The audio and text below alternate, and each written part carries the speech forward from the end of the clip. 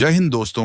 आज हम बात करेंगे शाहिद भगत सिंह के विचारों से क्रांति तक का सफर। अगर आप भगत सिंह को मानते हो तो वीडियो को लाइक करें।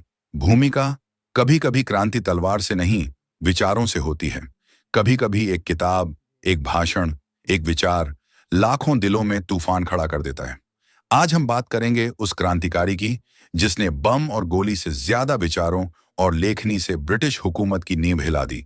शहीद-ए-आजम भगत सिंह। भाग 1: प्रारंभिक जीवन और संवेदनशीलता। जन्म 28 सितंबर 1907 पंजाब के बंगा गांव में। एक ऐसा घर जिसमें आजादी की महक हर सांस में घुली थी। पिता किशन सिंह, चाचा अजीत सिंह, सब देश के लिए लड़ते हुए, जेल जाते हुए, हंसते हुए बलिदान करते थे। 1919 का जलियांवाला बाग हत्याकांड। 12 साल का एक बच्चा गांव की मिट्टी में भीगी खून की बूंदें देख रहा था। उसकी आंखों में मासूमियत थी, लेकिन उस दिन उसकी रगों में सिर्फ आग बहने लगी। जब अंग्रेजों ने हमारे निर्दोष भाइयों बहनों पर गोलियां चलाईं, मैं समझ गया कि अब सिर्फ चुप रहना गुनाह है।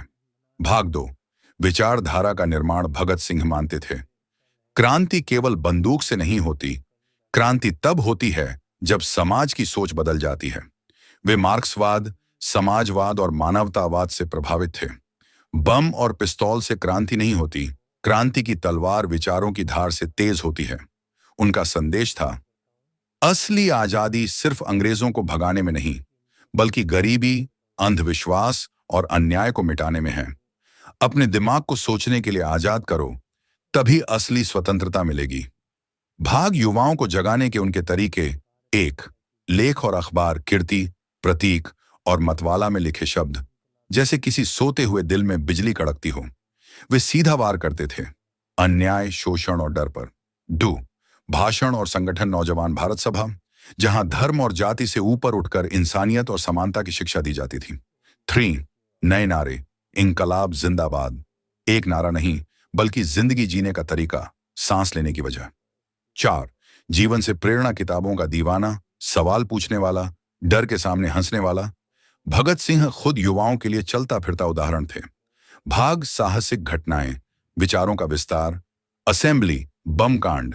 बम फेंकना उनका मकसद नहीं था, बल्कि बहरों को सुनाना था।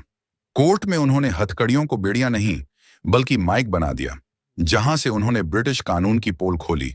जेल में रहते हुए उन्होंने लिखा, मैं नास्तिक क्यों हूं, जहां उन्होंने तर्क, विवेक और स्वतंत्र सोच की मिसाल दी।